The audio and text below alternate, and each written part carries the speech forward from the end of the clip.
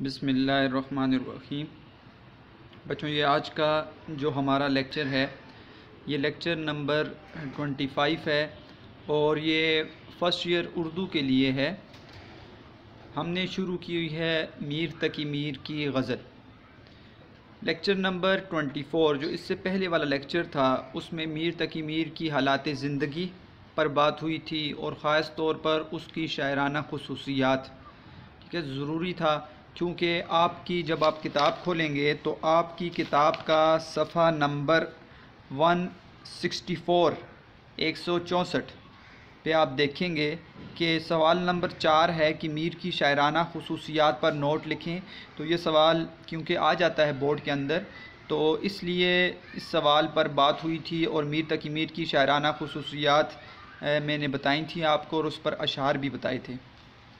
आज हम अपनी फ़र्स्ट ईयर उर्दू की जो किताब है उसका हिस्सा गज़ल हमने शुरू किया है। तो पहली गज़ल है मीर तकी मीर की। मीर तकी मीर की जो पहली गज़ल है ये सफ़ा नंबर 161 161 पर है। इसको आज हम पढ़ेंगे। इस गज़ल के हर शेर के मफ़हूम को देखेंगे, गज़ल के हर शेर की तशरीह को जानेंगे और इसमें फ़नी लवाज़मात देखेंगे, फ़नी जायज़ा देखेंगे ताकि जो हमारे पास जो सवाल होता है बोर्ड के पेपर का बड़ा अहम सवाल है कि गज़ल में से आपको 2 शेर आते हैं किसी भी गज़ल में से और आपको उसकी तशरीह करनी पड़ती है। बेटा बाज़ बच्चे जो होते हैं वो गज़ल को ज़्यादा तरजीह देते हैं। वो कहते हैं गज़ल की तशरीह आसान है, हम गज़ल की तशरीह करेंगे। हालांकि आपको पता है कि नज़म या गज़ल में से आप एक जो हिस्सा है आपको तशरीह करनी पड़ती है।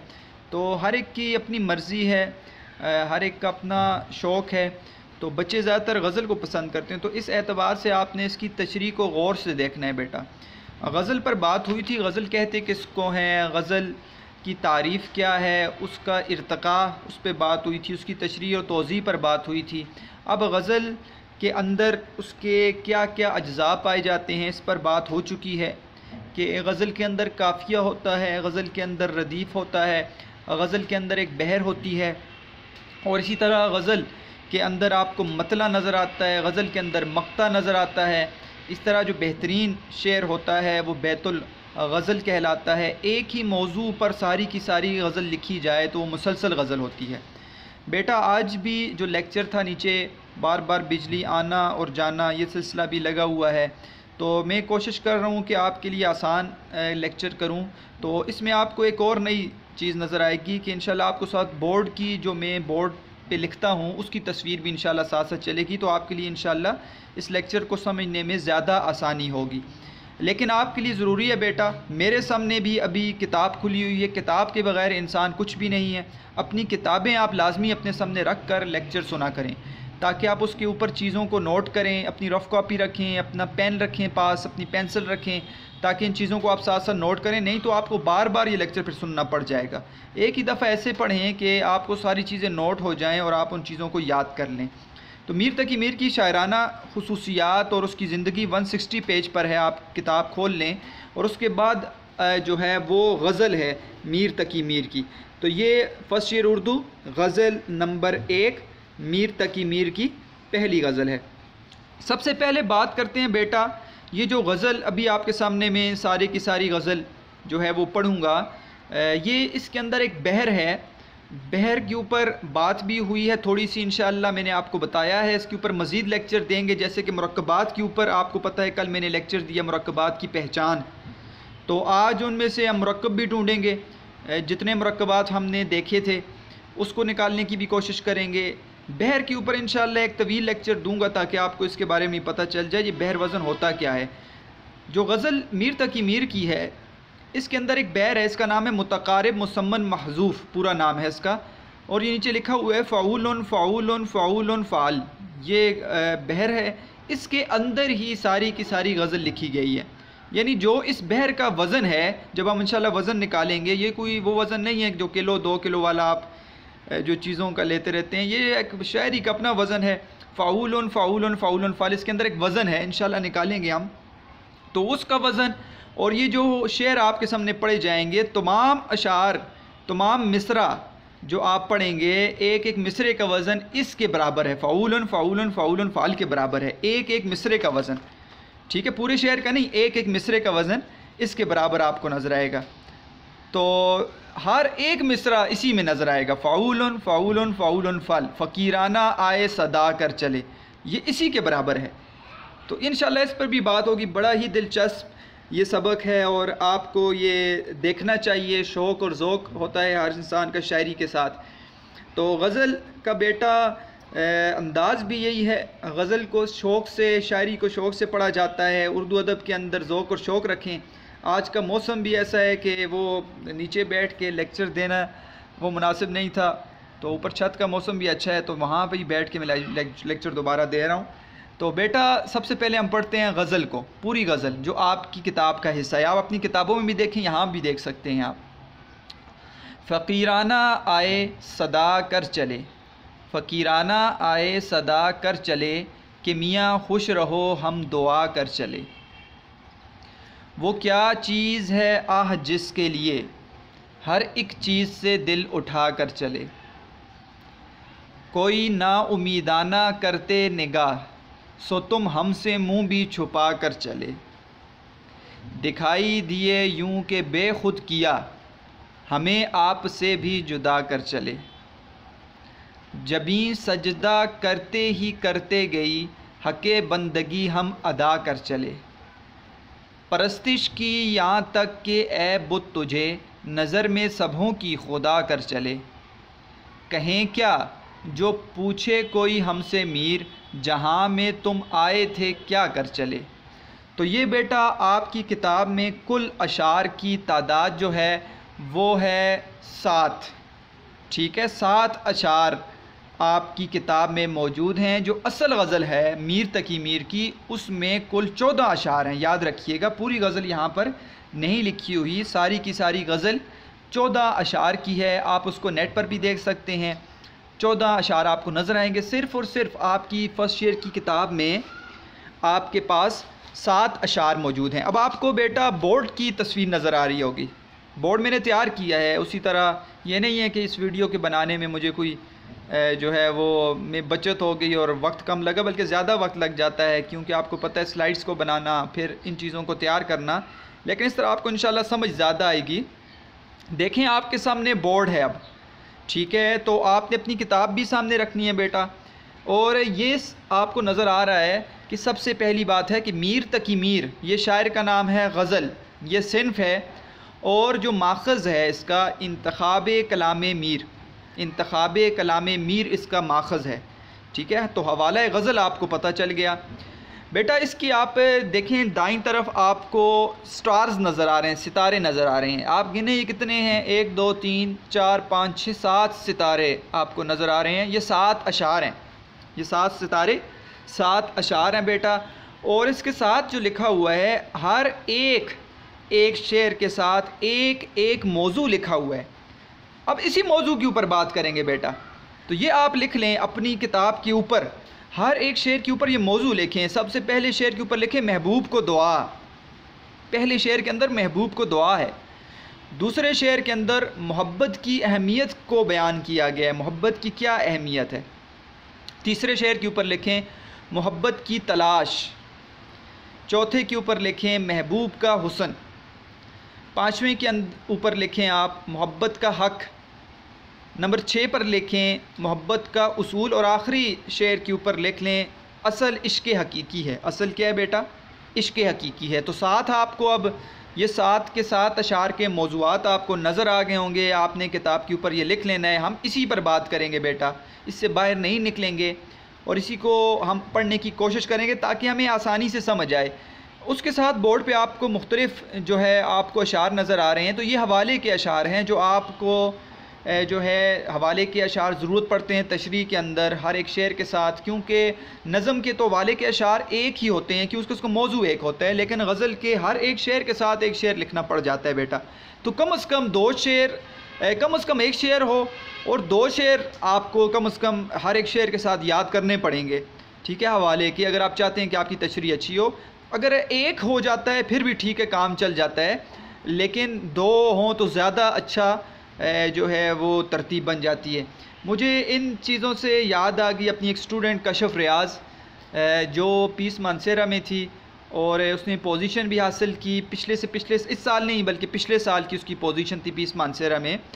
तो बहुत ही अच्छी मेरी स्टूडेंट थी। इससे पहले वो जिस कॉलेज में थी उस कॉलेज से वो एबटवाद चली गई। फिर अल्लाह ने किया कि उसके वालिदैन चाहते थे, 9th उसने पढ़ी एक यहाँ मानसेरा के स्कूल में, फिर वो एबटवाद चली गई, पिप्स में रही, 10th वहाँ से पढ़ी उसने।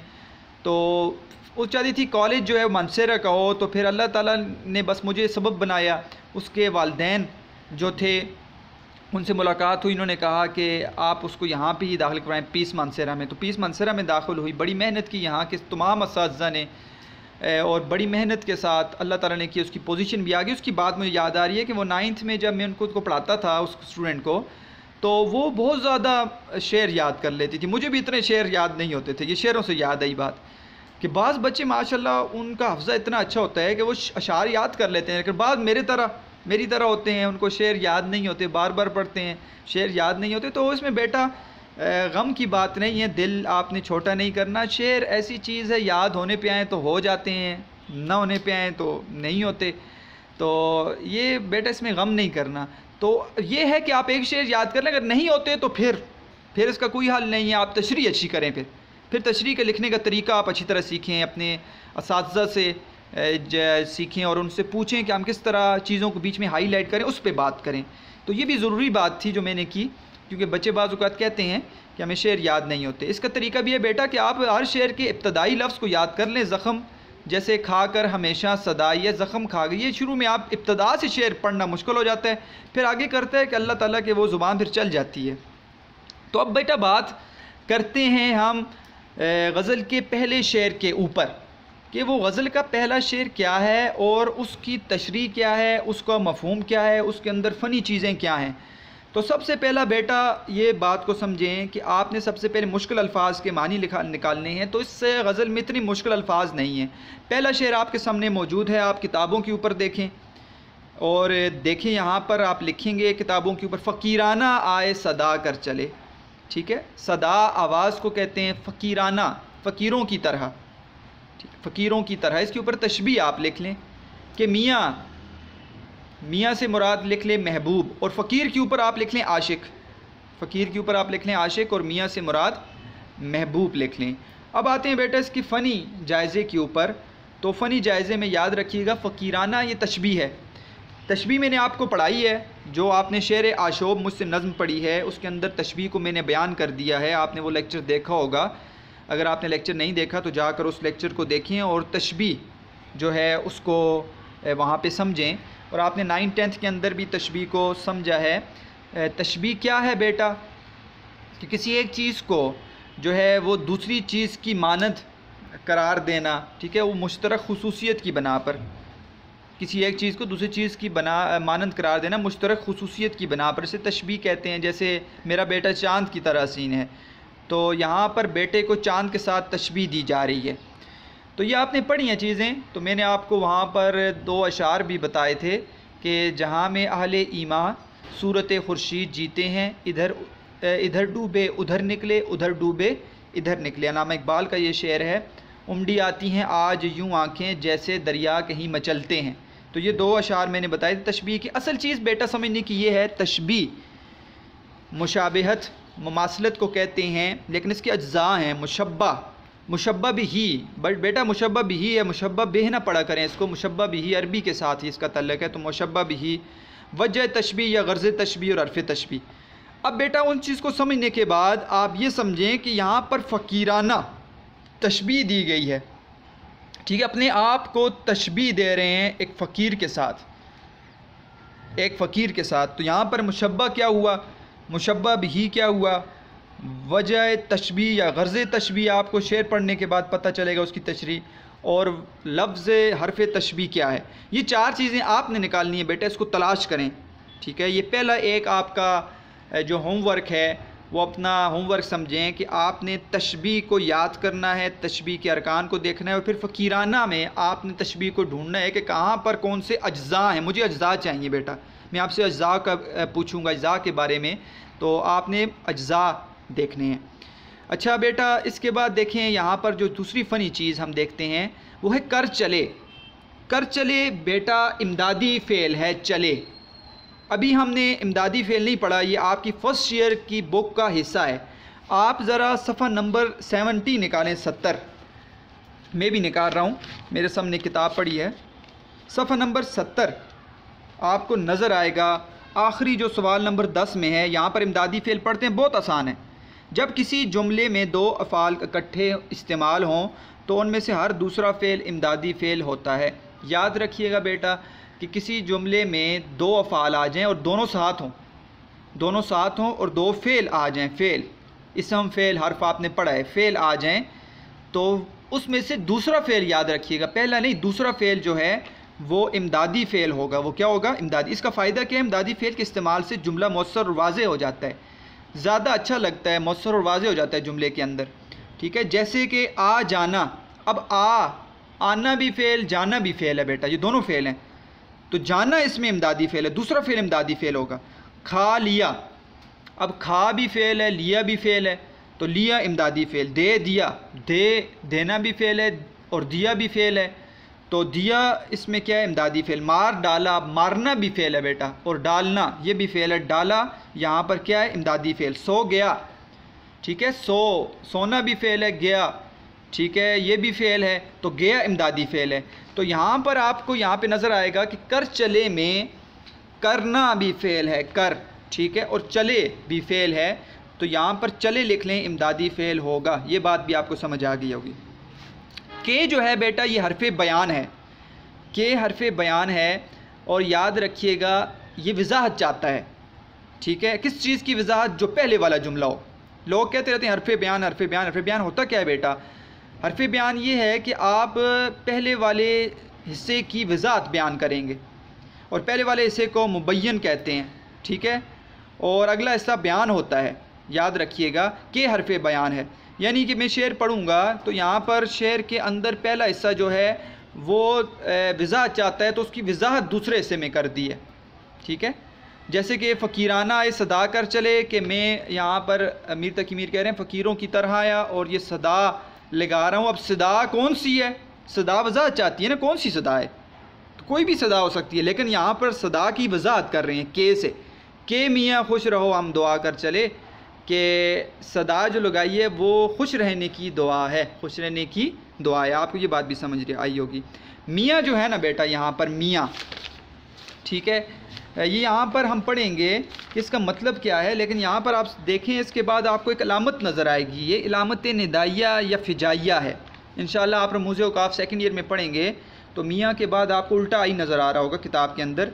तो ये इलामत निदाइया या फ़िजाइया है। तो मियाँ यहाँ से यहाँ पर ये यहाँ पर बेटा निदा है, ठीक है, निदा यहाँ पर मौजूद है, और इसके बाद तब निदा है। मियाँ जैसे हम ए किसी को कहते हैं, ओ बुलाते हैं ना, तो मियाँ यहाँ पर निदा कर रहे हैं, तो तब इसके बाद इलामत निदाइया है, ठीक है। खुश रहो हम दुआ कर चले, खुश रहो हम दुआ कर चले। बेटा इसमें जो है एक और फ़नी आपको बता देता हूँ, सनत तनासुब, ठीक है, सनत तनासुब आपने पढ़ी है, ठीक है, कि एक चीज़ की मुनासबत से दूसरी चीज़ का ज़िक्र करना। तो फ़कीर और सदा यहाँ पे सनत तनासुब है कि फ़कीर आया, उसने सदा, तो फ़कीर सदा लगाता है ना, तो फ़कीर की निस्बत से सदा का ज़िक्र करना यहाँ पे सनत तनासुब है। ये इल्म बदी की अक़साम में से, तो इल्म बयान में से तशबीह है, इल्म बदी में से सनत तनासुब है। तो बेटा ये बहुत बड़ी फ़नी, हालांकि छोटा सा शेर है और इसके अंदर आप देखिए फ़नी लवाज़मात कितनी है। बहर को निकालें और वो तो फिर बात की बात है, उल्म रूज़, और फिर इसको देखें बहर कैसी है और कैसी खूबसूरत अंदाज़ क्या है, ठीक है, कौन सा अंदाज़ पाया जाता है। तो बहुत बड़ी बातें होती हैं एक शेर के अंदर, हमारी सिर्फ तशरीह नहीं होती, इन चीज़ों को तलाश करना पड़ता है। अब बेटा आते हैं इस शेर की तशरीह की तरफ। में आसान तशरीह बयान करूँगा। देखें मेरी बात को समझना है बेटा आपने, कि आप नोट्स को उठाएंगे तो तरह तरह की तशरीहें आपको नज़र आएंगी। कोई इश्क़ हकीकी पर बात कर रहा है, कोई इश्क़ मजाजी पर बात कर रहा होगा। तशरीहात सारी ठीक है, क्योंकि हमें नहीं पता कि उसके जहन में क्या चल रहा है जब तक वो ख़ुद बयान ना करे शायर। तो ये इश्क़ हकीकी की तरफ है या मजाजी की तरफ है, या इससे मतलब क्या है, वज़ाहत क्या है, हर एक अपने अंदाज से एक तशरीह करता है, हर एक अपना रुख होता है। तो मुझे जो बेहतर लगा मैं वो बयान करूँगा, और कोशिश करेंगे उसको साबित करें, उस चीज़ को साबित करें जो बयान करेंगे। बेटा जो सबसे पहली चीज़ है यहाँ पर आप देख लें कि महबूब को दुआ है, महबूब को दुआ है, ये इसका मौजू है कि यहाँ पर जो शायर हैं वो अपने महबूब को दुआ दे रहे हैं। क्या दुआ है कि फ़कीराना आए सदा कर चले, कि मैं फ़कीरों की तरह आया मैंने ये आवाज़ लगाई कि मियाँ खुश रहो हम दुआ कर चले। क्या आवाज़ लगाई कि मैं दुनिया से जा रहा हूँ लेकिन तुम्हें ये दुआ दे के जा रहा हूँ कि तुम दुनिया में हमेशा खुश रहो। ये इसका मफ़हूम और सादी बात है।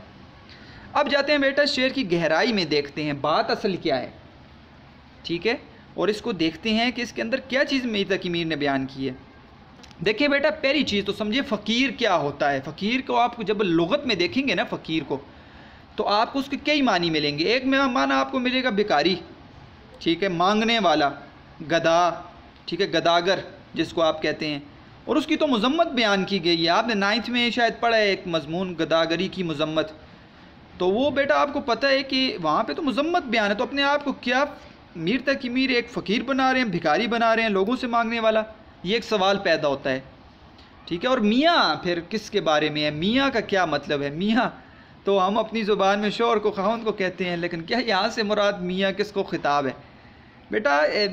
अब सोचने की बात ये, यहाँ पर तो तशबीह है, तशबीह दी जा रही है, अपने आप को फ़कीरों की तरह कह रहे हैं, फ़कीरों जैसा हूँ। एक फ़कीर का बेटा और माना भी है, वो है कि अपने आप को अल्लाह के सामने तो पेश करना लेकिन लोगों के सामने पेश ना करना, यानी सिर्फ़ अल्लाह से मांगना, ठीक है। फ़कीर लोग एक माना तो वो है भिखारी वाला कि लोगों से मांगना, एक ये कि फ़कीर वो शख्स होता है कि जो फ़क्र से है लफ्ज़, ठीक है। आप जो अब शिकवों में पढ़ेंगे हज़रत अली का फ़क्र बयान किया गया कि हज़रत अली को अल्लाह ताला ने फ़क्र दिया, फ़कीर फ़क्र से है। लफ्ज़ क्या मतलब हुआ कि ऐसा शख्स जो दुनिया में अल्लाह ताला के सिवा किसी से ना मांगे, सिर्फ़ अल्लाह के आगे इल्तिजा करे और किसी से ना मांगे। एक बात तो ये हो सकती है कि यहाँ पर जो मीर तकी मीर ने अपने आप को फ़कीर या तो फिर भिखारी कहा, क्या यहाँ पर मीर तकी मीर ने अपने आप को फ़क्र से कहा कि मैं ऐसा फ़कीर हूँ जो अल्लाह से मांगूँगा और किसी से नहीं मांगूँगा। तीसरी बात जो है ना बेटा वो बड़े मज़े की है, ठीक है, ये बात मुझे अच्छी लगी है। बात यह है कि फ़कीर से मुराद मजाजी माना है ना कि हकीकी माना। इल्मे बयान आपने पढ़ा है बेटा, इल्मे बयान में लफ्ज़ अपने हकीकी मानों के बजाय मजाजी मानों में इस्तेमाल होता है, याद रखिएगा, ठीक है। तशबीह है, इस्तिआरा है, मजाज मुरसल है, किनाया है। ये चार की चार चीज़ें हकीकी मानों के बजाय मजाजी मानों में। क्या मतलब हुआ बेटा, मिसाल के तौर पर अब मैं कहता हूँ तशबीह है कि मेरा बेटा चाँद की तरह हसीन है, माँ कहती है मेरा बेटा चाँद की तरह हसीन है, तो क्या बेटा वाकई चाँद है, हकीकत तो नहीं है ना, मजाज है कि हुस्न को बताया गया है कि ऐसा हसीन है जैसे चाँद हसीन है, तो मजाजी माने। आप मजाजी माने को बेटा और हकीकत को ज़्यादा मुहावरे से समझेंगे। देखिए एक होता है हकीकी माना, असल माना, आँखें दिखाना।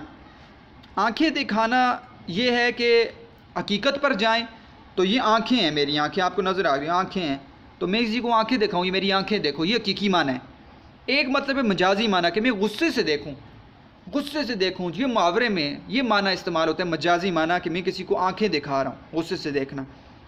तो यहाँ पर भी बेटा खूबसूरती है इस शेर की, जो शायद मैंने कहीं नहीं पढ़ी और अल्लाह ताला ने जहन में डाली ये बात कि जब मैंने देखी चीज़ फ़कीर की ऊपर बात देखी तो मुझे नज़र आया यहाँ पर मजाजी माना इस्तेमाल हुआ है। फ़कीर से मुराद आशिक है, फ़कीर से मुराद क्या है बेटा, आशिक है, ठीक है। लोग इसको मजाजी पर लेके, कोई हकीकी पर लेके जाए, कोई किस तरह पे, लेकिन यहाँ पर फ़कीराना मजाजी माना मुराद है। क्यों, यहाँ पर तशबीह का इस्तेमाल है। इल्मे बयान की खूबी में हकीकत के बजाय मजाज होता है।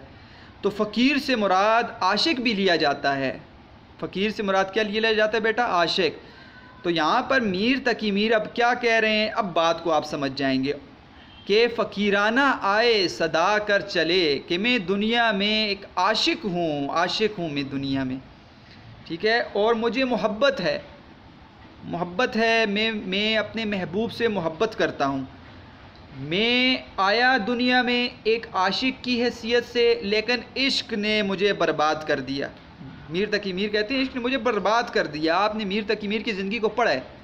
एक तो घर के हालात, ठीक है, घर के हालात भी ऐसे थे, वालिद का जल्दी दुनिया से चले जाना, 9 साल की उम्र में अपने उस्ताद चले गए, 10 साल की उम्र में वालिद चले गए, सौतेले भाई का सलूक अच्छा नहीं था जो बार बार हम बयान करते हैं।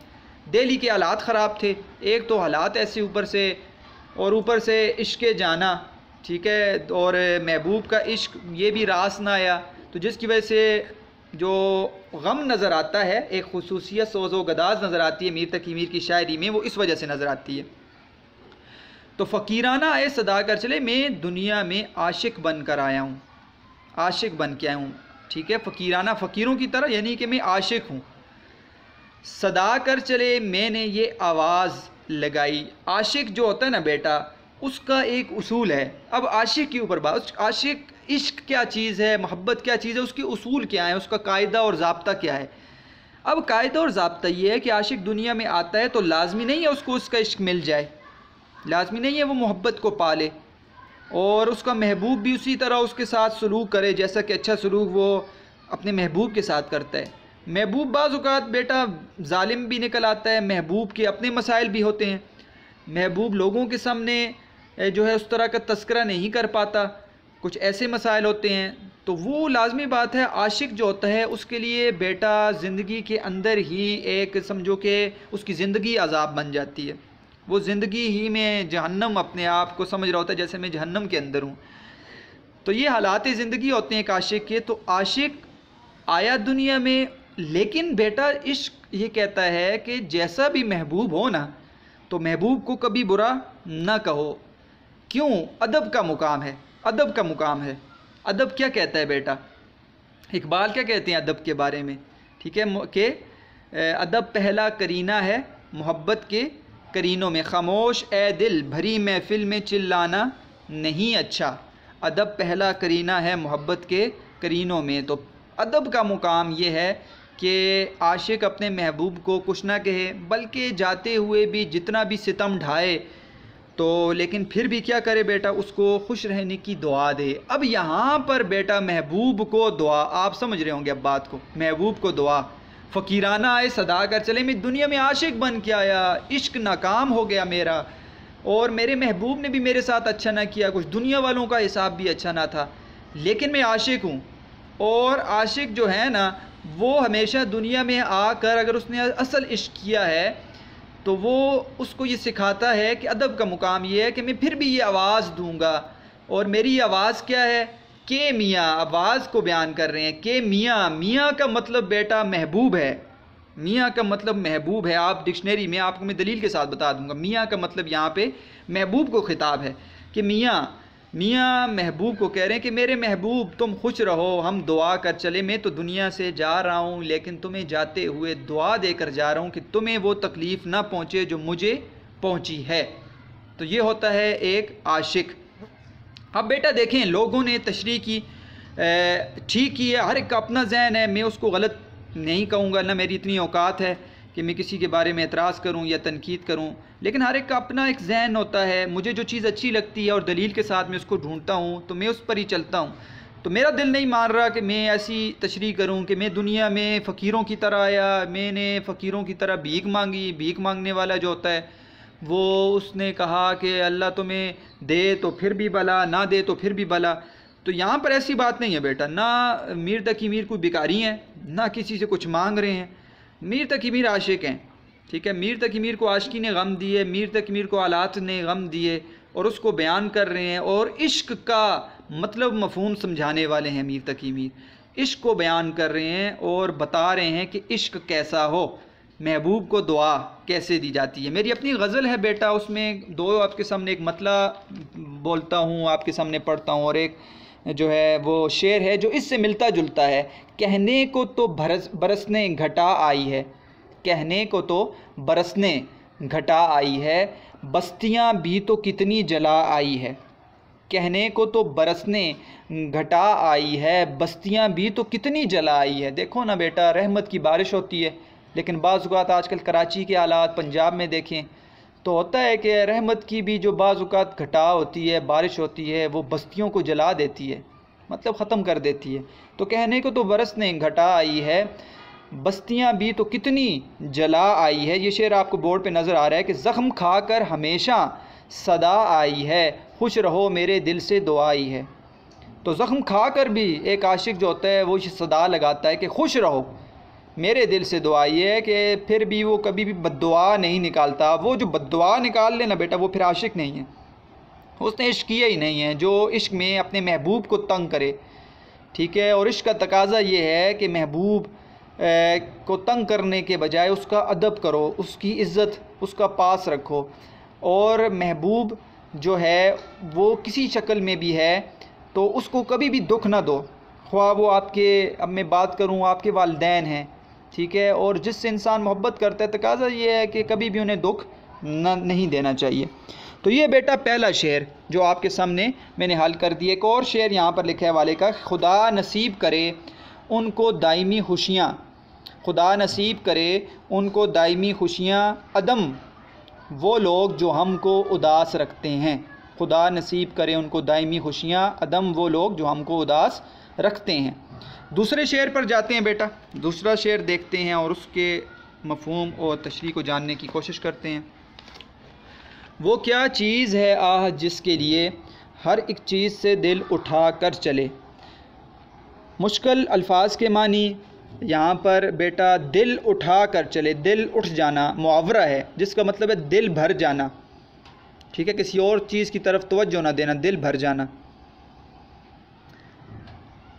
आह जो नज़र आ रहा है आपको ये अफसोस के लिए, आप ऊपर लिख सकते हैं हरफ़े तासुफ़ है, आह हरफ़े तासुफ़, ठीक है, फ़िजाइया। अब बेटा यहाँ पे फ़नी चीज़ें देखें, वो क्या, वो हरफ़े इशारा, ठीक है, वो क्या चीज़, इशारा आ गया यहाँ पर, मैंने आपको मुरक्कब इशारी पढ़ाया है, ठीक है, तो अब यहाँ पर आप देख लें वो आ गया, वो क्या चीज़, तो ये मुरक्कब इशारी है। आ जो है इसके ऊपर लिख लें ये मुरक्कब फ़िजाइया, हरफ़े फ़िजाइया, हरफ़े तासुफ़ लिख लें। याद रखिएगा ये जो अलामत है दो चीज़ों के लिए आती है, या निदा के लिए आती है किसी को बुलाया जाए, या बाज़ वक़्त अफसोस के लिए आती है, या जो बहुत अच्छे हम कहते हैं ना शाबाश, तहसीन के लिए आती है किसी को शाबाश देना। तो फिर भी यही अलामत, ये जो आपको उल्टा ही नज़र आ रहा है ये आपको नज़र आ जाएगा, ठीक है। तो आप इंशाअल्लाह पढ़ेंगे तो आपको निदा और फ़िजाइया ये चीज़ें समझ आ जाएंगी। सेकंड ईयर में रमूज़ औक़ाफ़ में आप पढ़ेंगे, फ़र्स्ट चैप्टर में है शायद।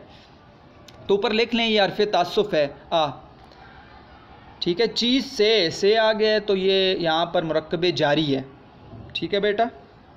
तो ये मुरक्कब जारी क्यों है, आप कल का लेक्चर देखें, मुरक्कबात की पहचान से में पर तक ये मुरक्कब जारी है। आज मैं ज़रा इसको ज़्यादा वज़ाहत कर रहा हूँ ताकि आपको समझ आए, आगे आप इन चीज़ों को फिर ख़ुद निकालेंगे। कर चले इमदादी फ़ेल। अब आते हैं ना बेटा इसकी मफ़हूम की तरफ और समझते हैं इसका मफ़हूम क्या है। मोहब्बत की अहमियत, मोहब्बत की अहमियत यहाँ पर भी बेटा जो असल मौजू है वो दो तरह पर बयान किया है लोगों ने, इसमें कोई शक नहीं है। उन्होंने वो क्या चीज़ है, चीज़ से मुराद यहाँ पर तीन चीज़ें भी मुराद ली हैं, तीन चीज़ें, ठीक है। तशरीहात देखें आपको नज़र आएगा, चीज़ से मुराद उन्होंने मोहब्बत भी ली है, चीज़ से मुराद उन्होंने महबूब भी ली है, और चीज़ से मुराद आखिरत भी ली है। इसको उन्होंने जो है हकीकी की तरफ भी ले गए हैं कि यहाँ पर इश्क़ हकीकी का ज़िक्र है, आखिरत का ज़िक्र है, दुनिया का ज़िक्र नहीं है। लेकिन बेटा क्योंकि मीर की शायरी के अंदर अभी जहाँ पर अगर तसव्वुफ़ नज़र आता है तो साफ़ नज़र आता है, छुपा हुआ तसव्वुफ़ नहीं नज़र आता। आपको नज़र आएगा इंशाअल्लाह आखिरी शेर में। वो क्या चीज़ है आज जिसके लिए हर एक चीज़ से दिल उठा कर चले। मैं तीन तशरीहात नहीं बयान करूँगा, मैं एक ही बात करूँगा बेटा। यहाँ पर देखें आपको नज़र आ रहा है मोहब्बत की अहमियत को बयान किया गया। मोहब्बत की अहमियत क्या है, तो मैं यहाँ पर चीज़ से मुराद मोहब्बत लूँगा। वो क्या चीज़ है, ठीक है, आज जिसके लिए हर एक चीज़ से दिल उठा कर चले। महबूब को भी हम चीज़ ना ही कहें तो बेहतर है। वो क्या चीज़ है आज जिसके लिए हर एक चीज़ से दिल उठा कर चले। क्या मतलब हुआ कि वो मोहब्बत क्या चीज़ है, ठीक है, जिसके लिए, जिसको पाने के लिए, उस मोहब्बत को पाने के लिए हर एक चीज़ से दिल उठा कर चले।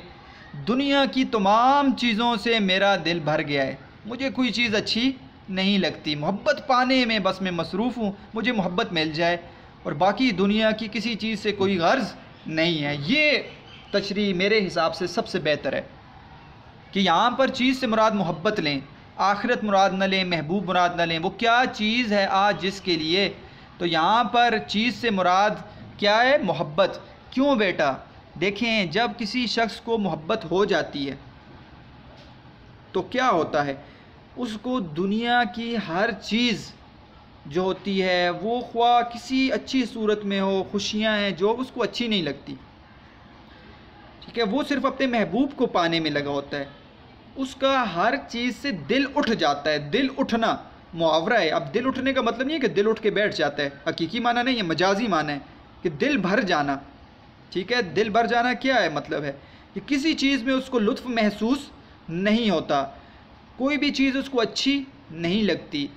तो इस एतबार से यहाँ पर मीर तकी मीर ये कह रहे हैं कि मुझे मोहब्बत हो गई, और मोहब्बत भी ऐसी हुई कि वो ऐसी नाकाम मोहब्बत तो हुई, लेकिन अब नाकाम मोहब्बत देखिए पा ले तो इंसान फिर कुछ ना कुछ दिल को सुकून मिल जाता है, लेकिन मोहब्बत ना मिली मीर तकी मीर को, तो मीर तकी मीर कह रहे हैं कि मेरा दिल जो है वो तमाम चीज़ों से उठ गया। मुझे दुनिया में तड़प थी अपने महबूब की कि मेरा महबूब मुझे मिल जाए, लेकिन वो ना मिला, और मैं मोहब्बत को पाने में मैंने सारी उम्र गुजारी।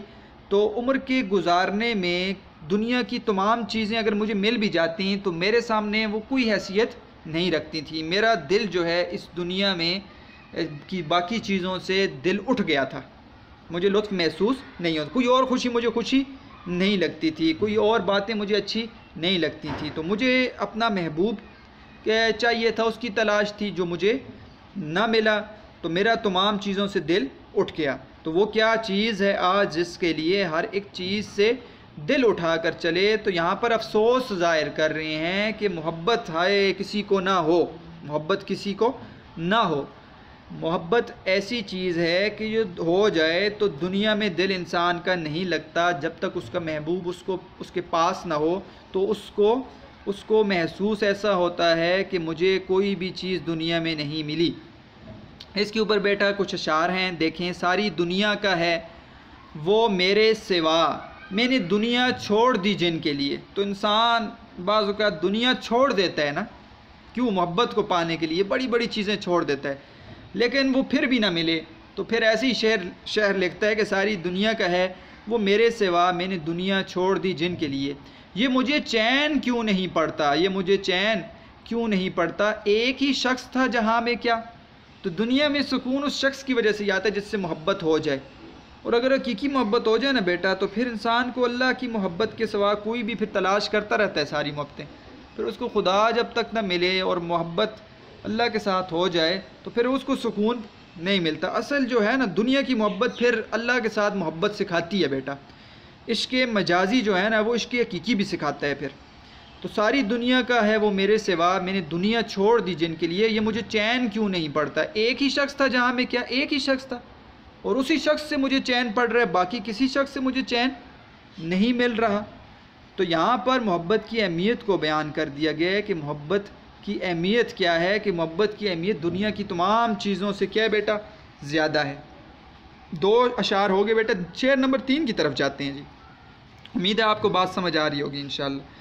कोई ना उम्मीदाना करते निगाह, सो तुम हमसे मुंह भी छुपा कर चले। यहाँ पर कर के निगाह है आपकी किताब में, तो इसको बच्चे करते कर लें, काफ़ी जो है वो मतलब और मफहूम जो है वो तब्दील हो जाएगा इससे अगर आप करके पढ़ेंगे। तो मैं आपको समझाता हूँ, अगर करके पढ़ेंगे तो क्या मतलब होगा। कोई ना उम्मीदाना करते निगाह, सो तुम हमसे मुंह भी छुपा कर चले।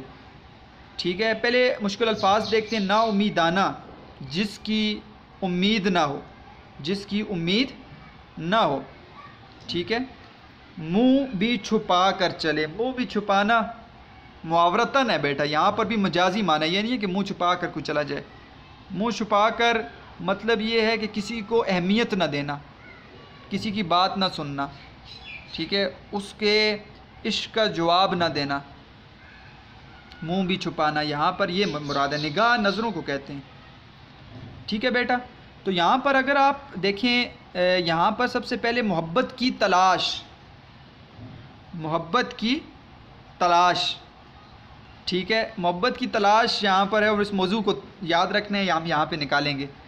तो यहाँ पर मोहब्बत की तलाश है कि असल मोहब्बत मुझे मिल जाए, मोहब्बत मुझे मिल जाए, लेकिन मोहब्बत उनको मिल नहीं रही, क्योंकि उनका महबूब जो है मीर तकी मीर का, वो उनके हिसाब से वो उनसे दूर रहता है, वो उनसे बात नहीं करता। ये ऐसा महबूब है जो उनसे बात नहीं कर रहा, उनसे दूर रह रहा है, उनकी मोहब्बत का जवाब नहीं दे रहा। ठीक है, और अब उसमें ये तमन्ना कर रहे हैं कि कोई ना उम्मीदाना करते निगाह। ठीक है, ऐसी निगाह तुम कर देते, ऐसे मुझे जो है अपनी नज़रों से दूर कर देते कि जिसमें मुझे उम्मीद बाकी ना रहती। इसका मतलब ये कोई ना उम्मीदाना करते निगाह कि मुझे कोई उम्मीद बाकी ना रहती, ऐसी तुम निगाह जो है अपनी नज़र मुझ पर डाल देते। सो तुम हमसे मुंह भी छुपा कर चले, तो तुम हमसे वैसे भी क्या कर रहे हो, दूर चले गए हो। वो तुमने वो वैसी निगाह भी ना डाली, वैसी नज़र भी ना डाली। बेटा यहाँ पर अब इस बात को समझने की ज़रूरत है। करके निगाह, नौमीदाना करके निगाह करेंगे तो मफ़हूम कुछ और बन जाएगा। देखें, कोई नौमीदाना करके निगाह, करके निगाह यानी इससे मतलब ये है कि पहले निगाह जो है नौमीदाना कर ली है, फिर तुम चले गए। ठीक है, तो इसका मतलब तो ये है। लेकिन अगर मैं पढ़ रहा हूँ कि नौमीदाना करते निगाह, तो कर लेते, इसका मतलब है नहीं की।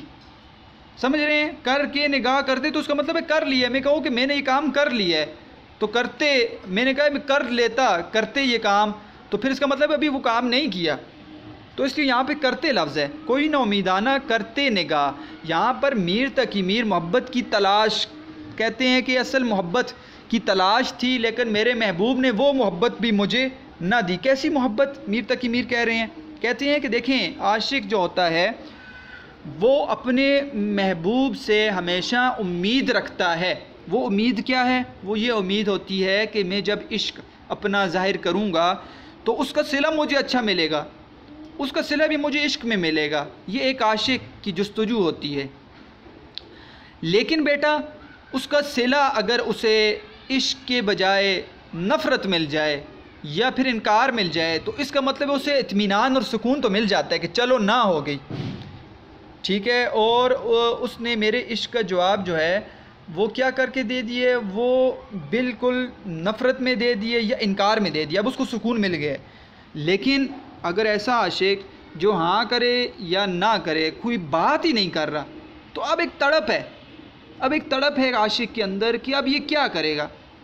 और जानबूझकर ना इनकार किया ना हाँ की, और जानबूझकर उससे दूर रहा, उसकी बातों का जवाब न दिया। तो ये एक अजीब सी तड़प होती है जो आशिक के अंदर है। तो ऐसे हालात हैं बेटा, मीर तकी मीर इस शेर में बयान कर रहे हैं। लाजमी नहीं है मीर तकी मीर को ऐसा इश्क हुआ हो, ठीक है, तो लाजमी नहीं है बेटा। इश्क जो है इंसान को खुद होता है तो वैसे शेर लिखता है। दुनिया के अंदर भी आपको देखें, पढ़ के ऐसे लगता है शेर, बाज़ वक़्त पढ़ के ऐसे लगता है जैसे ये मेरे बारे में लिखा गया। तो शेर तो बेटा पूरी दुनिया के अंदर रहने वालों के एहसासात और जज्बात को बयान करता है ना, एक बंदे की बात नहीं है। तो कोई ना उम्मीदाना करते निगाह, सो तुम हमसे मुंह भी छुपा कर चले। तो मतलब ये है यहाँ पर मोहब्बत की तलाश में रहा, मोहब्बत मुझे ना मिली। मेरा महबूब जो है वो क्या, उसको चाहिए ये था कि मुझे इनकार कर देता, ठीक है, साफ बातों में इनकार कर देता, ताकि मेरे दिल को सुकून मिल जाता कि मेरा इश्क जो है यहाँ पर वो तमाम नहीं हो सकता, मुकम्मल नहीं हो सकता। लेकिन कोई ना उम्मीदाना करते निगाह, अब यहाँ पर एक तड़प बयान कर रहे हैं मीर तकी मीर कि मैं अपने महबूब से कहता हूँ कि मुँह ना छुपा कर जाते, ठीक है, मुंह फेर कर ना जाते, मुंह छुपा कर ना जाते, मुझसे बात कर लेते, ठीक है, और मुझे दो टोक अल्फाज में कह देते कि मेरी तरफ से इनकार है, लेकिन तुमने क्या किया, ऐसा ना किया। तो अब ये कह रहे हैं मीर तकी मीर कि कोई ना उम्मीदाना करते निगाह, कि मुझे ऐसी नज़रों से देख लेते। अब आप बात समझेंगे, कोई ऐसी नज़रों से देख लेते कि उस नज़रों के बाद, उनके बाद मुझे किसी चीज़ की उम्मीद बाकी ना रहती, मेरे दिल को सुकून मिल जाता, मैं ना उम्मीद हो जाता। लेकिन तुमने ऐसा ना किया, सो तुम हमसे मुंह भी छुपा कर चले। तुमने ऐसा ना किया, तुमने तो बात भी ना की, देखा भी ना, इनकार ना हाँ की।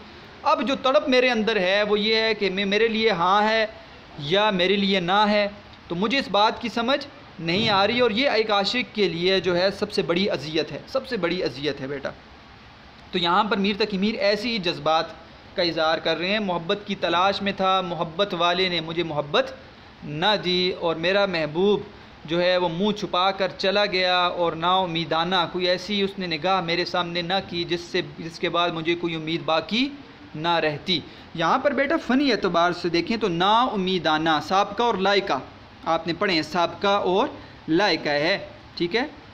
और इसके बाद बेटा आपको नज़र आएगा तुम और तुम हम ज़िद है, तज़ाद, सनत तज़ाद है बेटा। सनत तज़ाद के सुबह होती है, शाम होती है, उम्र यूं ही तमाम होती है, सुबह शाम, जिसको आप मुतज़ाद अल्फाज अगर आ जाएं तो उनको सनत तज़ाद कहते हैं। तुम हम ये सनत तज़ाद हैं, हम से मुरक्कब जारी है बेटा।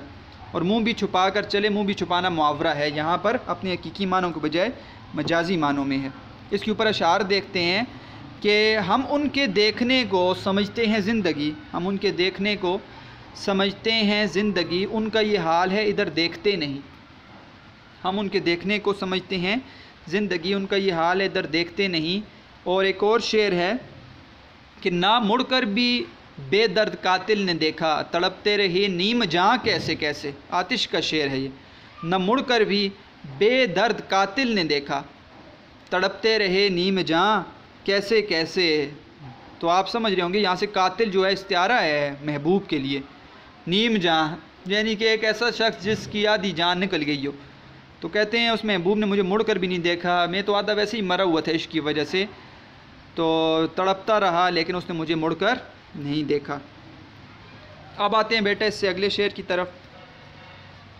शेर नंबर 4, दिखाई दिए यूं कि बेखुद किया, क्या नहीं है, किया है बेटा, ठीक है। क्या और किया में फ़र्क याद रखिएगा। क्या हर्फ है, हर्फ इस्तिफ़ाम है, किसी सवाल क्या तुमने ये काम किया, हर्फ इस्तिफ़ाम है। किया फ़ेल है, किया फ़ेल है बेटा, हर्फ और फ़ेल में फ़र्क है, किया और क्या। हमें आप से भी जुदा कर चले, हमें आप से भी जुदा कर चले।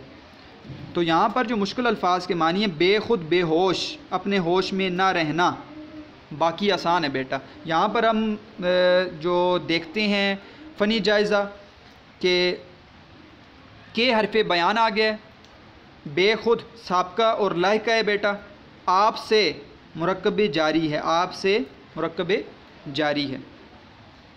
इसके अंदर उन्वान क्या है, उन्वान है महबूब का हुस्न, महबूब का हुस्न, ठीक है। महबूब के हुस्न के ऊपर बात कर रहे हैं, बहुत आसान मौजू है इस शेर का। दिखाई दिए यूं कि बेखुद किया हमें आप से भी जुदा कर चले, ठीक है। दूसरे अशारों से मैं इस शेर को समझाने की कोशिश करूं तो आसान होगा आपके लिए, मुश्किल नहीं होगा फिर। कि यहाँ पर इसका मफहूम ये है कि जैसे ही तो मुझे नज़र आए तो मैं अपने होश में ना रहा, बल्कि यहाँ तक कि मैं अपने आप को भी पहचानने से दूर हो गया, ठीक है। मैं पहले ही अपने आप को पहचान रहा नहीं था क्योंकि मुझ में भी तुम समा गए थे। लेकिन अब ऐसे हालात हैं कि जब से देखा है तो उसके बाद मेरे होश बाकी ना रहे, मैं होश में ना रहा। तो महबूब का हुस्न इतना था कि कहते हैं देखने के बाद मेरे होश बाकी ना रहे। तो इसके ऊपर देखें बेटा, शेर आपको नज़र आ गया होगा कि बेखुदी ले गई कहाँ हमको, देर से इंतज़ार है अपना। कि जब आप महबूब को देखें, एक आशिक महबूब को देखता है तो उसके बाद उसकी हालत ऐसी होती है कि उसको लग रहा होता है कि उसकी जान भी जिस्म से निकल गई है, अब कोई और रूह उसके अंदर आ गई है, ठीक है। अल्फाज ऐसे इस्तेमाल करता हूँ मैं, लेकिन हकीकत है बेटा कि कोई और रूह उसके अंदर आ गई है। तो बेखुदी ले गई कहाँ हमको, देर से इंतज़ार है अपना। बेखुदी हमको कहाँ ले गई, देर से। अब मैं अपने आप में नहीं रहा, मुझे अपना इंतज़ार है कि मैं काश लौट आऊँ। जब तक मेरे अंदर इश्क है तो फिर मैं अपने आप को कभी भी पहचान नहीं पाऊँगा। बेटा आपको इस शेर के साथ मैं हवाले के शेर बताता हूँ। ये जो शेर हमने पढ़ा है, दिखाई दिए यूं के बेखुद किया हमें आप से भी जुदा कर चले, सफ़ा नंबर 176 निकालें बेटा, 176 दाग देलवी की गज़ल। यहाँ पर शेर देखें, आँख मिलते ही कहूँ खाक हकीकत दिल की, आँख मिलते ही कहूँ खाक हकीकत दिल की, देख कर जलवा मेरे होश बजा होने दो। दाग देलवी क्या कहते हैं, आँख मिली महबूब के साथ, अब मैं क्या अपने दिल की बात बयान करूँ, देख कर जलवा उसने यार का मेरे होश बजा होने दो, मेरे तो होश ही उड़ गए हैं। तो देखिए महबूब का हुस्न देखने के बाद अपने आप में मैं नहीं रहा, इसी बात को यहाँ पे दाग देलवी भी बयान कर रहे हैं।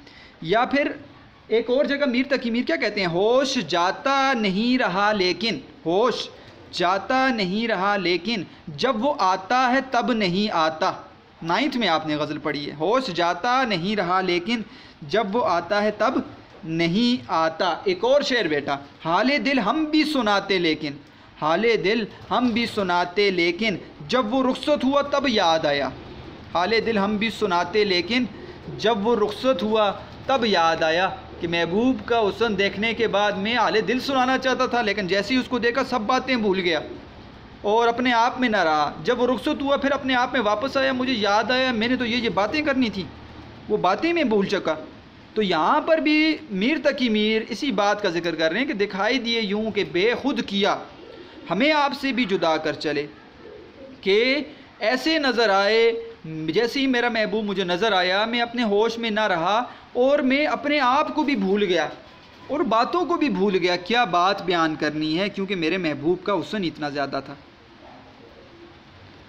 वो एक उस दिन तस्वीर देखी बड़ी अजीब सी, तो यहाँ पर एक मज़ा ही आपको बात भी सुनाऊँ, जिसमें आपके सामने वो तस्वीर आपने भी शायद देखी होगी कि एक महबूब की तस्वीर स्केच बनाया गया है, जिसमें महबूब की आंखें उसको बनाई गई हैं और चाल हिरन की तरह बनाई गई है और वो तरह तरह की जो तशबीहात और इस्तारात इस्तेमाल की जाती है उस तरह बनाया, तो अजीब सा महबूब लग रहा था। तो महबूब असल में महबूब कुछ और होता है, लेकिन शोरा उसको वाकई क्योंकि हुस्न है उर्दू अदब को उसको ऐसा बनाते हैं, लेकिन बेटा जो जिसके साथ इश्क करता है वाकई उसको वो दुनिया में सबसे ज़्यादा हसीन नज़र आता है, ये इस बात से भी कोई दूर नहीं भाग सकता। अब देखें आपको एक तो यहाँ से एक इश्क भी नज़र आ रहा है, ठीक है, जो हमारा एक जज्बा है, हम इससे भाग नहीं सकते, ठीक है। इश्क एक जज्बा है, इश्क मजाजी, और इश्क हकीकी भी एक जज्बा है बेटा, ठीक है, हम इससे भाग नहीं सकते। एक तो ये नज़र आ रहा है, फ़नी तौर पर भी आपको चीज़ें नज़र आ रही, मैंने बहर निकाली, मैं आपको मुरक्कबात बता रहा हूँ, मैं आपको इल्म बयान बता रहा हूँ, इल्म बदी बता रहा हूँ, इल्म उरूज़ पे बात करें तो बहुत बड़ा फ़न है बेटा। और हम लगे रहे हम कि ये कैसी गज़लें लिखी हैं मीर तकी मीर ने, मीर तकी मीर की ज़ाती ज़िंदगी को आप छोड़ें बेटा, उसने जो गम उठा लिए दुनिया से चला गया, उसने शेर कह दिए, अपनी ज़ात के बारे में कह दिए, या लोगों के बारे में कह कर चला गया, या आखिरत के बारे में तो चला गया, लेकिन ये देखें कि उसने कैसा फ़न छोड़ा है, उसने उर्दू अदब के लिए क्या क्या जो है खूबसूरत अशार छोड़े हैं, जिससे उर्दू अदब जो है ना बेटा, जब तक अदब नहीं है उर्दू के अंदर ना, तो उर्दू की पहचान नहीं है, उर्दू की पहचान ही उर्दू अदब के साथ है, याद रखिएगा, ठीक है। तो ये ऐसी बातें करना कि शायरी में ये ऐसी ऐसी चीज़ें बयान की जाती हैं, हम उन चीज़ों को भी समझें और हम फ़नून को भी समझें, ताकि हमें शायरी की असल का पता चले। अफसोस से कहना पड़ता है कि जो लोग ये बातें करते हैं उनको अलीफ बे का पता नहीं है, अलीफ बे का पता नहीं है कि उर्दू शायरी है क्या है, उर्दू नसर है क्या है, फिर वो तब बातें करते हैं। और जो कुछ ना कर सके ना बेटा वो फिर ऐसी बातें करता है, उससे और कुछ नहीं होता। तो मैं अपनी ज़ात के ऊपर बर्दाश्त कर लेते हैं, लेकिन दीन और उर्दू के ऊपर बात हो जाए ना बेटा तो फिर बर्दाश्त नहीं होती। तो कहीं पर कोई शायर है उसके ऊपर बात कर ले कोई, ठीक है, और ऐसी बात हो जाए तो फिर हमसे भी बर्दाश्त नहीं होती। हम भी उर्दू के चाहने वालों में से, हमने अपनी ज़िंदगी उर्दू के लिए हमने वक्फ़ की है, इंशाअल्लाह हमारी जान भी उर्दू के लिए हाज़िर है। तो अब आया बेटा अगले शेर की तरफ, जबी सजदा करते ही करते गई हक़े बंदगी हम अदा कर चले, जबी सजदा करते ही करते गई हक़े बंदगी हम अदा कर चले। इसकी मुश्किल अल्फाज के मानी देखते हैं। जबी पेशानी को कहते हैं बेटा माथा, हक़े बंदगी बंदगी का हक़, हक़े बंदगी बंदगी का हक़। जबी और सजदा बेटा ये सनत तनासुब है, सनत मरातुन नज़ीर, इल्म बदी, ठीक है। करते ही करते, करते और करते दो दफ़ा आया है तो यहाँ पर तकरार लफ्ज़ी है।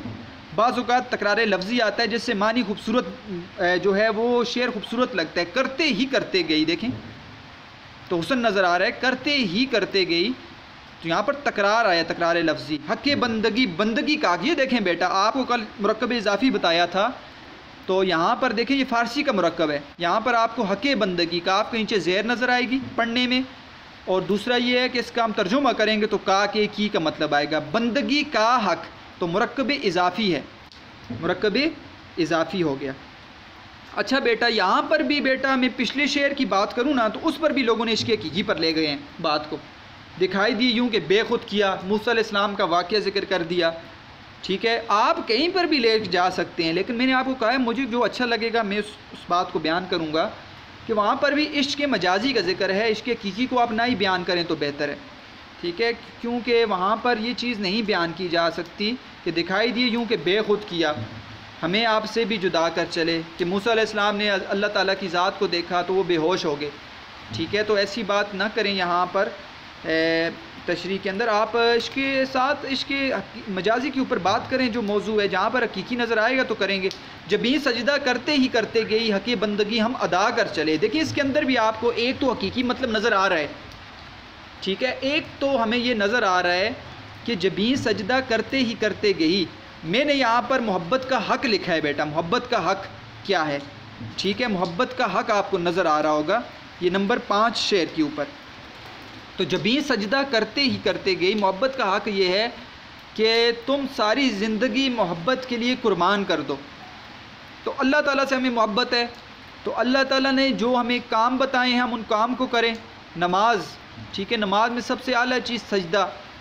तो कहते हैं कि मैं सजदा करते ही करते गया, पेशानी मेरे सजदे में रही और मैंने अल्लाह ताला की इबादत की। तो एक वक्त ऐसा आया मुझे लगा मैंने बंदगी का हक़ अदा कर लिया। ये आम तशरीह जो लिखी जाती है, एक वक्त ऐसा आया कि मैंने बंदगी का हक़ अदा कर लिया। अगर मैं ये बात करूँ तो बेटा ये बात मुझे अच्छी नहीं लग रही। वजह क्या है?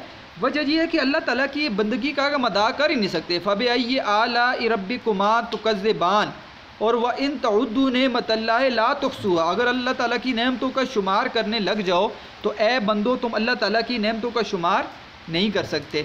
तो इससे मतलब ये हुआ कि अल्लाह ताला की नेमतें तो हम गिन ही नहीं सकते, हम अल्लाह ताला की नेमत जो है वो तो बयान ही नहीं कर सकते। सिर्फ ये कि अल्लाह ताला के हुजूर सजदा करें तो हम ये नहीं कह सकते हमने बंदगी का हक़ अदा कर दिया।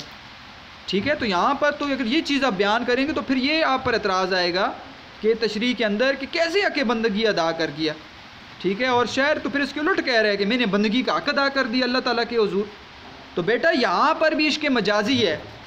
और याद रखिएगा सजदा ये नहीं है कि आप सजदा करने का मतलब हकीकी लें कि आप महबूब के आगे सजदे करने लग जाते हैं, इसका मतलब ये नहीं है। सजदे का मतलब मजाजी भी लें आप, मजाजी मतलब है जब भी सजदा करते ही करते गई, यानी अपने महबूब के लिए इश्क में आगे बढ़ जाना, उसकी हर बात को मान लेना, ये है ना, किसी की ताज़ीम कर लेना। सजदे का ये मतलब भी हो सकता है, आप सजदे को हकीकी मतलब के ऊपर ना लेकर जाएं। हक़ बंदगी का मतलब ये है कि मैंने इश्क का हक़ अदा कर दिया। बंदगी का हक़, इश्क का हक़, मजाजी मतलब बंदगी का हक़, इश्क का हक़ अदा कर लिया। देखें बेटा, मोहब्बत का हक़ ये है कि हम मोहब्बत में जो है ना आगे चले जाएं। और मोहब्बत का हक़ ये है कि मोहब्बत हमें अदब सिखाता है, हमें एहतराम सिखाता है, इज़्ज़त और एहतराम सिखाता है। यहाँ पर भी मोहब्बत का हक़ बता रहे हैं। मोहब्बत का हक़ क्या है? इज़्ज़त और एहतराम, एहतराम करना, इज़्ज़त करना। ठीक है, तो अपने महबूब के बारे में कहा है जब भी सजदा करते ही करते गई कि ए मेरे महबूब, मैंने तेरी इज़्ज़त की, तुझे मुकाम दिया, मैंने इश्क का अदब किया। मुझे अब ये लग रहा है कि बंदगी हम अदा कर चले कि एक आशिक से इससे ज़्यादा कुछ नहीं हो सकता। मैंने इश्क का असल जो है ना वो अदा कर दिया है। ये बात अब ठीक लगती है दिल को। हक़ बंदगी अब अल्लाह की तरफ लेकर जाएं तो हक़ बंदगी तो अदा हो ही नहीं सकता। आप कैसे हक़ बंदगी अदा करेंगे? तो असल ये है कि मैंने इश्क का हक़ अदा कर दिया है। ये आप इस पर बात करें बेटा। जैसे कि आपको शेर अशार पढ़ता हूँ, आपको नज़र आएगा कि देखें यहाँ पर आपको शेर नज़र आ रहा है। तो सजदा ये लाजमी नहीं है, ये देखिए मैं करीब करता हूँ। सजदा यहाँ पर भी इस्तेमाल है कि जैसे सजदे में कत्ल हो कोई, ऐसा होता है चाहतों का मज़ा।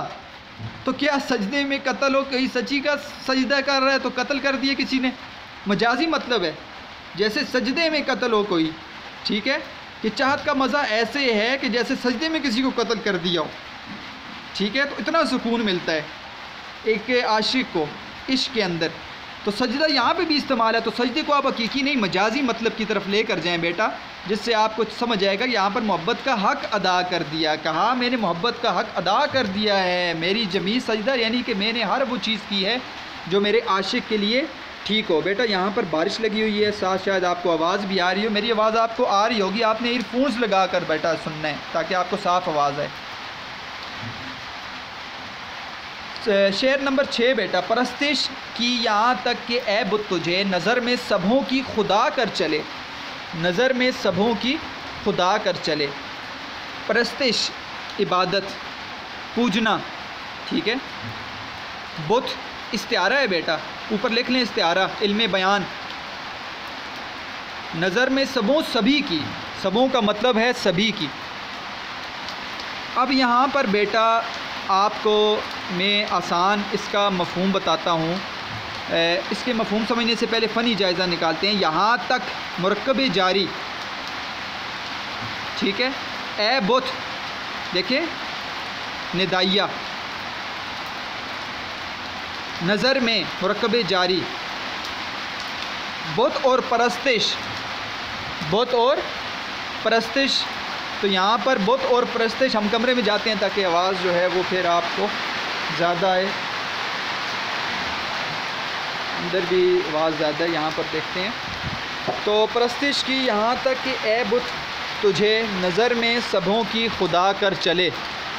तो यहाँ पर बेटा आपको नज़र आ रहा है कि ए बुत मुरक्कब निदाइया है, नज़र में मुरक्कब जारी, सबों की खुदा मुरक्कब इजाफ़ी, ठीक है। और मैंने आपको बताया परस्तिश और बुत जो है यहाँ पर वो है मुरक्कब, वो है सनत मरातुन नज़ीर, जिसे हम कहते हैं सनत तनासुब, ये आप लिख लें। अब आते हैं बेटा असल मौजू की तरफ कि परस्तिश की यहाँ तक कि ए बुत तुझे, ए महबूब, मैंने तुझे इतना चाहा कि मेरी चाहत की वजह से लोग तेरा एहतराम करने लग गए, ये इसका मौजू है। तो मैंने मौजू यहाँ पे क्या लिखा है बेटा, मोहब्बत का उसूल, ठीक है। मोहब्बत का उसूल ये है कि दूसरों की इतनी इज़्ज़त करो कि एक वक्त आए कि आपके मोहब्बत की करने की वजह से लोग उसकी इज़्ज़त करने लग जाएं। ये है असल मोहब्बत, ये है असल मोहब्बत। तो यहाँ पर क्या मतलब हुआ बेटा, अब यहाँ पर क्या कहना चाह रहे हैं, यहाँ पर बुत इस्तिआरा है, इल्म बयान की एक किस्म है इस्तिआरा। तशबीह के बाद आता है इस्तिआरा के लफ्ज़ अपने हकीकी मानों के बजाय मजाजी मानों में इस्तेमाल हो और हकीकत और मजाज के दरमियान तशबीह का ताल्लुक़ पाया जाए। इस्तिआरा आपने पढ़ा होगा, जिसके अज्जा हैं मुस्तार लहू, मुस्तार मिन्हु, वजह जामे। आपने इसमें से ये तीनों तलाश करने हैं बेटा। बुत इस्तिआरा है, मुस्तार लहू क्या है, मुस्तार मिन्हु क्या है, वजह जामे क्या है। इंशाल्लाह हम इस्तिआरा पर भी बात करेंगे किसी लेक्चर में। आपने 9th में ये पढ़ा, इसलिए 10th में आपको इस चीज़ का पता होना चाहिए। ए बुत इस्तिआरा है, यहाँ पर किसके लिए इस्तिआरा है, महबूब के लिए बेटा। बुत को यहाँ पर महबूब, महबूब होता भी बुत ही है। परस्तिश की यहाँ तक कि ए बुत तुझे नज़र में सबों की खुदा कर चले, ए मेरे महबूब, मैंने तुझे इतना चाहा, तेरी इतनी इज़्ज़त की और तुझे वो मुकाम बख्शा कि नज़र में सबों की खुदा कर चले, कि मेरी मोहब्बत करने के बाद, मेरे इश्क करने के बाद तू लोगों की नज़र में क्या हो गया। खुदा यहाँ पर मजाजी मतलब मुराद लें बच्चे, हकीकी तो खुदा नहीं हो सकता। खुदा से मतलब ये है कि लोग तेरी इज़्ज़त और एहतराम करने लग गए, तेरा मुकाम बढ़ गया, तेरा मुकाम लोगों के सामने बढ़ गया। वो किसकी वजह से बढ़ गया कि मैंने तुझे चाहा और मैंने तुझसे मोहब्बत की और तेरी इज़्ज़त की, तेरा अदब किया, तुझे वो मुकाम बख्शा। तो लोग सोचने लगे कि मीर तकी मीर जिससे मोहब्बत करता है, कि कोई शख्स जिससे मोहब्बत करे तो लाजमी बात है इसके अंदर कोई खुसूसियात ऐसी हैं जिसकी वजह से इसको इतनी मोहब्बत दी जा रही है। तो लोग उस खुसूसियत की बना पर उसको इज़्ज़त देते हैं। देखिए, हम किसी शख्स से मोहब्बत करते हैं ना, तो लोग जब ज़्यादा मोहब्बत करते हैं लोग किसी शख्स से, तो लाजमी बात है उसके अंदर खुसूसियात होती हैं। तो लोग ये समझने लग गए कि मेरे महबूब के अंदर बड़ी खुसूसियात है और मेरी उस मोहब्बत की वजह से वो क्या मिल गई, तुझे वो मुकाम और इज़्ज़त मिल गया। मोहब्बत में नहीं है फ़र्क। देखें बेटा, यहाँ पर बुत इस्तिआरा है ना, और गालिब ने काफिर कहा है। यहाँ पर आपको नज़र आएगा मोहब्बत में नहीं है फ़र्क। मैं करीब करता हूँ, मोहब्बत में नहीं है फ़र्क, मोहब्बत में नहीं है फ़र्क, जीने और मरने का उसी को देख कर जीते हैं जिस काफिर पे दम निकले। काफिर कह दिया सीधा, ठीक है। काफिर का यहाँ पर हकीकी माना आप ना मुराद लें, महबूब को कहा है मोहब्बत में नहीं है फ़र्क, जीने और मरने का उसी को देख कर जीते हैं जिस काफिर पे दम निकले। जिस महबूब का दम लेके उसी को देख कर जीते हैं। बहुत ज़बरदस्त शेर, अब इसकी तशरीह में नहीं जाते, लेकिन यहाँ पर महबूब को काफिर कहे तो बुत कहना और ये परस्तिश कहना महबूब के लिए मजाजी मतलब है बेटा, हकीकी मतलब मुराद नहीं है। अब जाते हैं बेटा आखिरी और इस गज़ल के मक्ते की तरफ। मतला आपको नज़र आया, मतला आपने देखा, उसके दोनों जो है मिसरों में आपको काफ़िया भी नज़र आया, ठीक है, और दोनों मिसरों में आपको रदीफ़ भी नज़र आया। तो वो मतला था, ये आपको इसके अंदर तखल्लुस नज़र आ रहा है मीर, तो ये मक्ता है, ठीक है, मक्ता है। कहें क्या जो पूछे कोई हमसे मीर, जहाँ में तुम आए थे क्या कर चले। तो इसमें कोई मुश्किल बेटा लफ्ज़ अल्फाज नहीं है। हम देखते हैं इसके फ़नी जायज़े के ऊपर। तो यहाँ पर देखते हैं हमसे मुरक्कब जारी है, हम और तुम सनत तज़ाद, हम और तुम नीचे वाले मिसरे में देखिए सनत जहाँ में मुरक्कब जारी है बेटा, ठीक है। और इसके अलावा आप देखें यहाँ पर कि सबसे अहम चीज़ जो है बेटा वो है जहाँ में तुम आए थे क्या कर चले। यहाँ पर ऊपर आप लिख लें मजाज़ मुरसल और साथ लिख लें कुल बोलकर जुज़ मुराद लेना। अभी बात करते हैं इस पर, कुल बोलकर जुज़ मुराद लेना। यह आपका एक सवाल भी है। सवाल नंबर आप देखेंगे सफ़ा नंबर 164 पर, कहें क्या जो पूछे कोई हमसे मीर जहाँ में तुम आए थे क्या कर चले। मीर की गज़ल के इस मक्ते में तशरीह करें, नीज़ ये भी वाज़े करें इसमें इल्मे बयान की कौन सी खूबी है। तो इल्मे बयान की खूबियाँ लोगों ने कई खूबियाँ निकाली हैं बेटा, हर एक नोट्स में अपनी अपनी खूबी है। कोई कनाया निकाल रहा है, कोई कनाया करीब निकाल रहा है, कोई क्या निकाल रहा है, लेकिन जो नज़र आ रही है यहाँ पर वो है मजाज़ मुरसल। और वो कौन सी है, कुल बोलकर जुज़ मुराद लेना। इस पर बात करते हैं। अभी पहले जाते हैं इसके मौजू की तरफ और देखते हैं इसका मौजू क्या है। तो मौजू हमने लिखा है बेटा असल इश्क़ हकीकी है। देखें ना 6 के 6 अशार में और सारी बात करने के बाद इश्क़ पर बात की, इश्क़ हकीकी एक पर बात ना हुई, इतनी नज़र आ रही थी कि है लेकिन नहीं है। इश्क़ मजाजी पर बात की, महबूब का तस्करा, आशिक का तस्करा, मोहब्बत का तस्करा, लेकिन असल आ गए बात की तरफ, क्योंकि तसव्वुफ़ का रंग भी नज़र आता है मीर तक ही। मीर असल बात की तरफ आ गए कि जब इश्क़ मजाजी ना मिले ना तो फिर इश्क़ हकीकी मिलता है, फिर अल्लाह मिलता है। तो कहें क्या जो पूछे कोई हमसे मीर जहाँ में तुम आए थे क्या कर चले। ये कैसी बातें कर रहे हो मीर।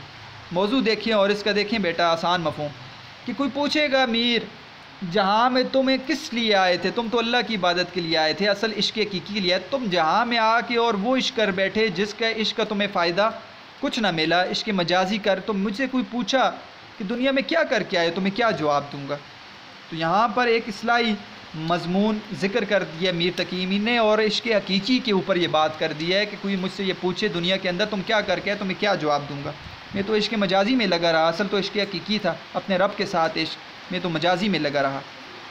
तो यहाँ पर ये मौजू है बेटा, तो आसान है मुश्किल नहीं है। यहाँ पर कहें क्या जो पूछे कोई हमसे मीर जहाँ में तुम आए थे क्या कर चले। कोई अगर हमसे दुनिया में आकर ये पूछ ले कि तुम क्या करके आए तो हमने क्या किया। ए मकसद हयात कोई और ज़िंदगी, एक शेर है ना, ए मकसद हयात कोई और ज़िंदगी, ये ज़िंदगी तो कोशिशें नाकाम हो गई।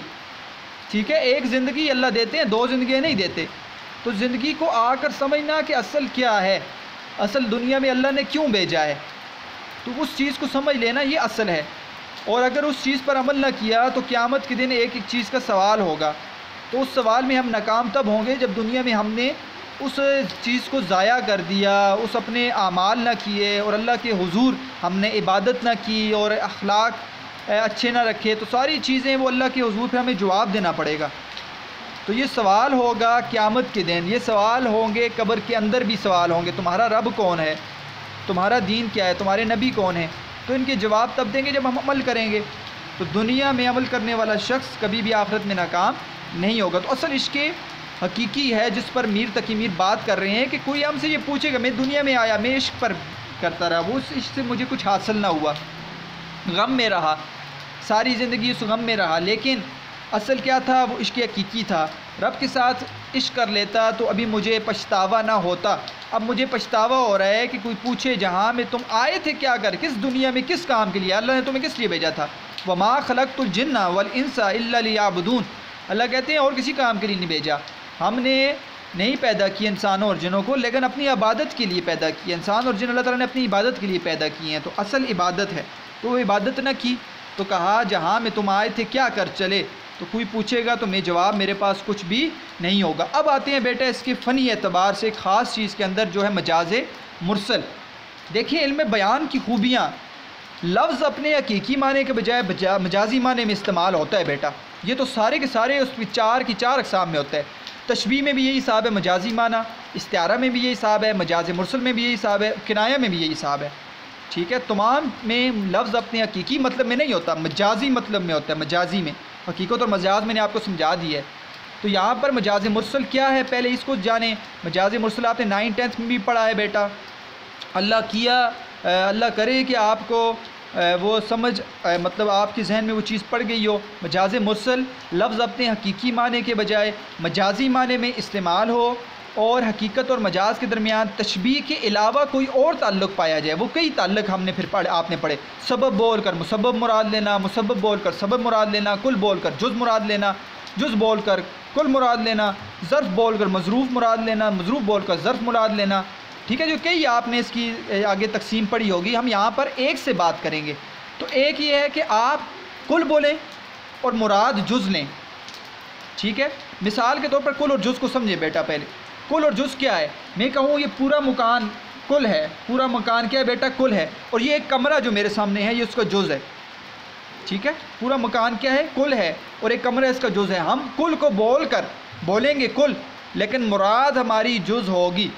मुराद हमारी क्या होगी? जुज़ होगी। अब आप समझें, कहें क्या? जो पूछे कोई हमसे मीर जहाँ में, देखें मीर कहता है जहाँ में तुम आए थे, दुनिया में आए थे।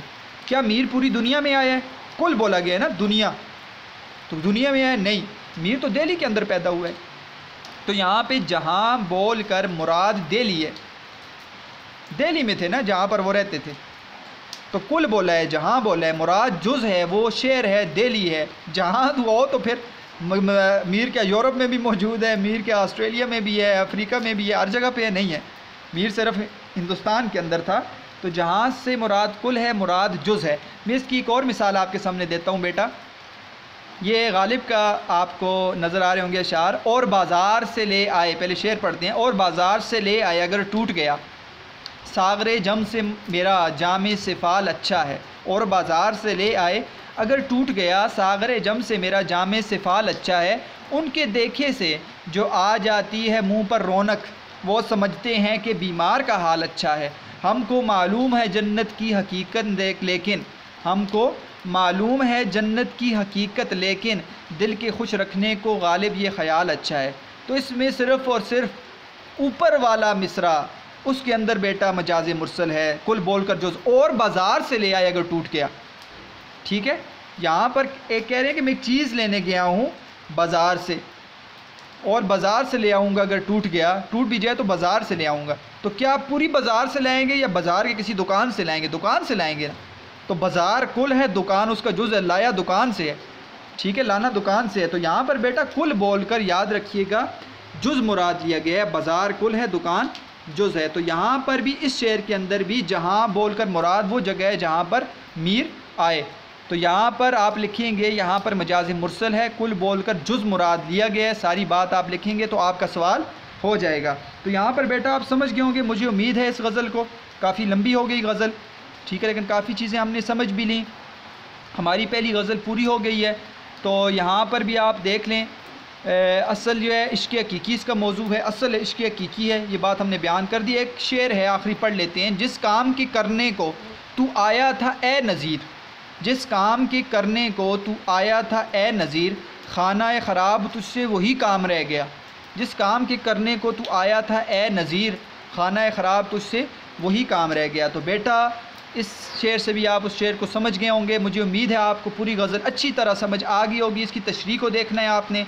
इसके अंदर भी बेटा मारूजी सवाल आ सकते हैं, जैसे कि कोई भी लफ्ज़ मैंने आपको बार बार कहा कि हटाया जा सकता है। इंतखाब कलाम मीर किसका इंतखाब है, किसकी शायरी का इंतखाब है। तो मीर आ गया तो लाजमी बात तो मीर का ही होगा, फिर ये तो आसान है।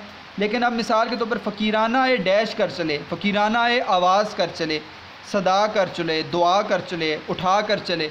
तो इस तरह का बाज़ औक़ात आता है कि एक मिसरे में से कोई एक लफ्ज़ हज़फ़ कर देते हैं और उसको मारूजी सवाल बना लेते हैं। बाकी यहाँ पर आपके सामने मैंने गज़ल में एक सवाल है उसको हमने कर लिया, कोई और मशकी सवाल नहीं है। आपने इसकी तशरीह को देखना है बेटा। आपका होमवर्क ये है कि आपने इसमें से 2 अशार, ठीक है, 2 अशार आपने लिखने हैं और उसकी अच्छी तरीके से तशरीह करनी है। हवाले भी दे दिए मैंने, आपने अच्छी तरीके से उसको हवाला देकर जैसे पेपर्स में करते हैं वो आपने मेरी तरफ भेजनी है।